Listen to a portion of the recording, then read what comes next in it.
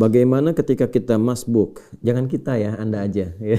Saya tidak berminat untuk masbuk. Ya, Mas Adi, Mas Joni, Mas Cepi boleh, tapi masbuk kalau bisa dihindari. Ya, kalau memang tidak terkait dengan itu. Bagaimana saat ada yang masbuk? Saya ganti ya. Terus ketinggalan 2 rakaat. Masya Allah, masbuknya 2 rakaat. Kalau sholat subuh 2 rakaat hilang dong. Jadi maksudnya yang 4 mungkin. Apakah di rakaat ketiga bacaannya kita harus baca doa iftitah lagi? Baik. Bagaimana kalau seseorang masbuk, ini maksudnya sholat zuhur atau sholat maghrib? Karena ada pertanyaannya langsung ke rakaat ketiganya bagaimana. Jadi saya contohkan langsung 4 rakaat sholat zuhur. Datangnya mau rakaat yang ketiga. Dia masuk ke situ. Jadi dia kehilangan 2 rakaat, terlambat, bukan kehilangan, terlambat. Lalu masuk kemudian dia bertakbir. Pada rakaat yang ketiga apakah langsung kemudian dia baca iftitah lagi atau kemudian bisa langsung ke Al-Fatihah? Nah, di sini ketika Anda mulai bertakbir dibuka Allahu Akbar, maka lihat, Anda bisa prediksikan. Kalau rakaat ketiga kan imam itu langsung baca Al-Fatihah kan, tidak ada surat lagi kan, maka jedanya itu lebih Lebih pendek. Kalau dia baca dari rakaat pertama, dia ada iftitah, dia ada Fatihah, ada surat, maka jedanya lebih panjang. Jadi sebelum imam baca Al-Fatihah, Anda sudah bisa iftitah kalau masukkan rakaat pertama. Tapi ketika Anda masuk di rakaat yang ketiga, nah maka ada 2 cara di sini. Kalau melihat intervalnya pendek sekali, Anda bisa langsung ke Al-Fatihah. Karena hukum membaca Al-Fatihah itu hukumnya masuk rukun, kewajiban. Sedangkan di iftitah hukumnya sunnah. Artinya kalaupun tak mampu mengejarnya, itu tidak membatalkan sholat. Jadi bisa langsung ke Al-Fatihah. Ya, bahkan di madzhab Maliki itu begitu mulai takbir, itu saking pendeknya doa iftitah itu langsung masuk ke Al-Fatihah. Itu yang bisa dilakukan.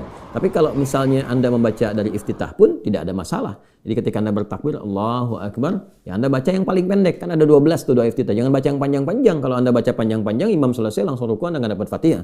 Ya kan? Maka Anda bacakan iftitah yang paling pendek. Misalnya Allahu Akbar, ya Allahu Akbar kabira, alhamdulillah katsira, subhanallahi bukratan wa asila. Sampai sini.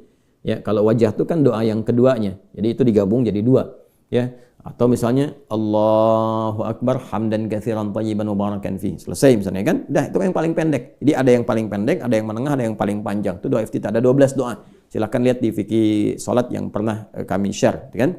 Lalu setelah itu baca Al-Fatihah.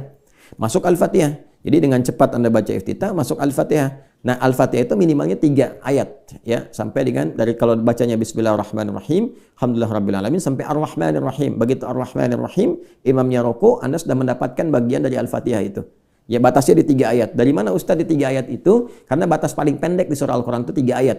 Di surah Al-Kautsar, Inna a'tainakal kautsar fashalli rabbika wanhar inna syani'aka huwal abtar. Maka para ulama menyimpulkan kalau sudah makmum di belakang dapat di 3 ayat dari Al-Fatihah itu, dia sudah masuk mendapatkan bagian dari Al-Fatihahnya. Kemudian ikut rukuk.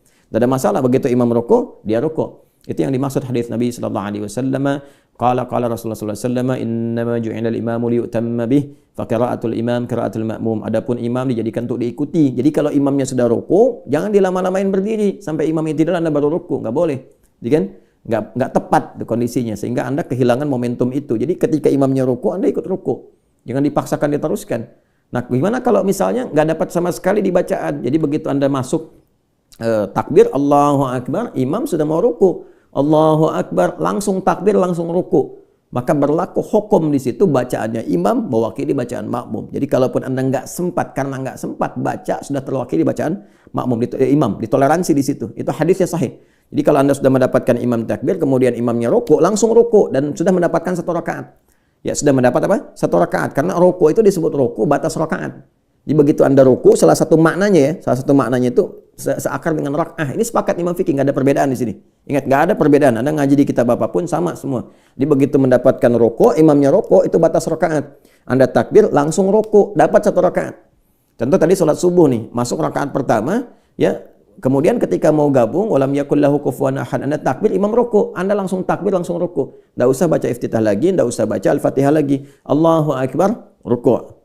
Jelas ya? Nah, bacaan-bacaan yang tidak sempat dibacakan sudah terwakili oleh imam tadi dengan kondisi yang tadi ditoleransi. Tapi kalau masih mendapatkan imam berdiri, langsung bacakan Al-Fatihahnya. Tapi kalau mau iftitah, bacakan yang pendek. Ya, baca yang pendek. Setelah itu langsung baca Al-Fatihah sampai dengan 3 ayat. Lalu kemudian ruku. Jelas ya? Tapi nggak boleh menyengaja nunggu imam ruku.